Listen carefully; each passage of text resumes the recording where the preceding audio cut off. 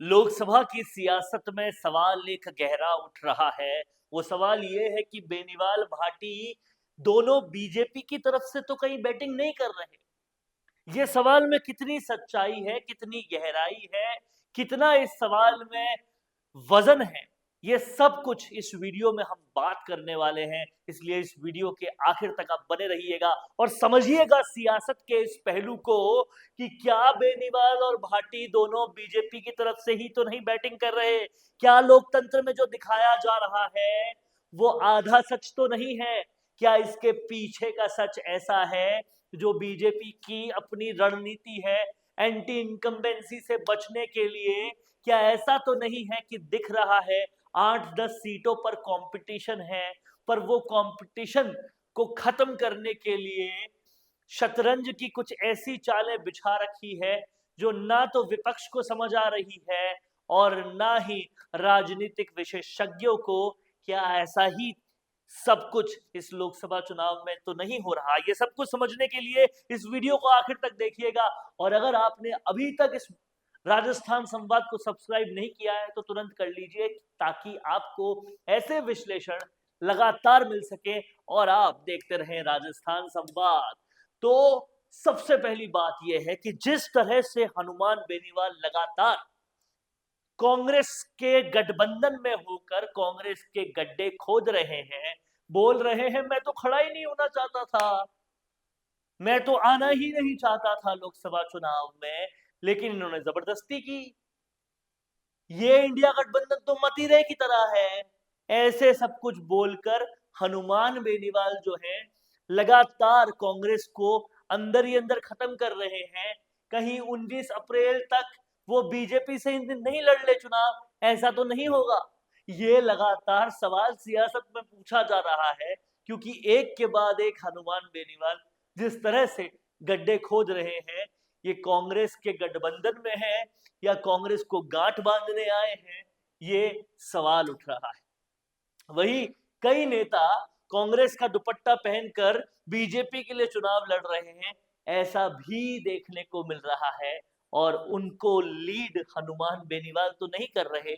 ये सवाल लगातार सियासत में उठ रहा है, लोकसभा चुनाव की सियासत में उठ रहा है।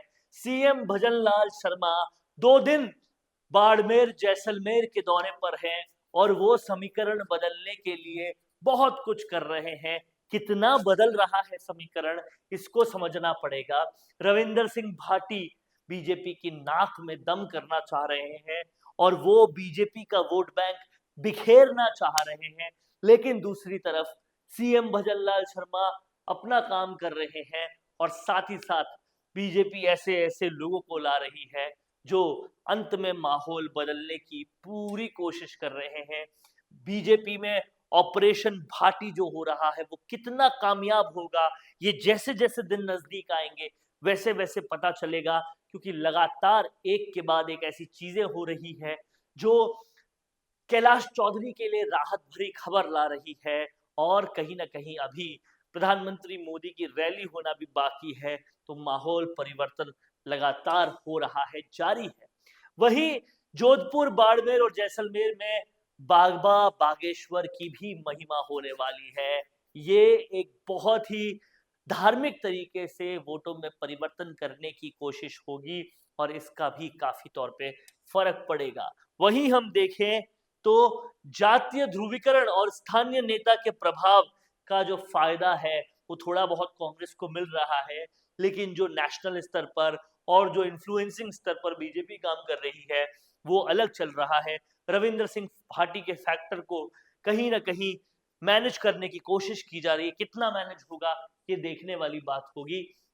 और इसी के साथ साथ ये जो पूरा चुनाव है वो दिलचस्पी के उस कगार पर है कि कहीं ना कहीं हर एक दिन सियासतदानों का बहुत मुश्किल से गुजर रहा है। जनता सब कुछ देख रही है और 19 और 26 तारीख के दिन वो अपना फैसला सुनाएगी, लेकिन उससे पहले हवा किस तरफ जाएगी ये देखने वाली बात होगी। कैसा लगा दोस्तों आपको ये वीडियो? अगर ये वीडियो अच्छा लगा है तो कमेंट बॉक्स में जरूर अपनी राय रखिएगा। देखते रहिएगा राजस्थान संवाद। नमस्कार। कोरोना सोलटेक क्वालिटी, डेडिकेशन और कस्टमर सेटिस्फेक्शन को प्रायोरिटी पर रखते हुए हर इंडस्ट्री की इलेक्ट्रिसिटी में कॉस्ट सेविंग कराने और उन्हें रिन्यूएबल एनर्जी की ताकत देने के लिए लगातार काम कर रहा है। क्योंकि कोरोना सोलटेक में हमारा मानना है कि देश के रिसोर्सेज को सस्टेनेबल बनाने के लिए जरूरी है कि हम सबका उसमें बड़ा कंट्रीब्यूशन हो। इसीलिए सोलर प्रोजेक्ट्स की टाइमली डिलीवरी करते हुए एक पार्टनर की तरह आपकी इंडस्ट्री को हम अपडेट करते हैं और हमेशा आपकी सर्विस के लिए तत्पर रहते हुए सोलर एनर्जी का पूरा पोटेंशियल आपको मिले, इसी दिशा में काम करते हैं।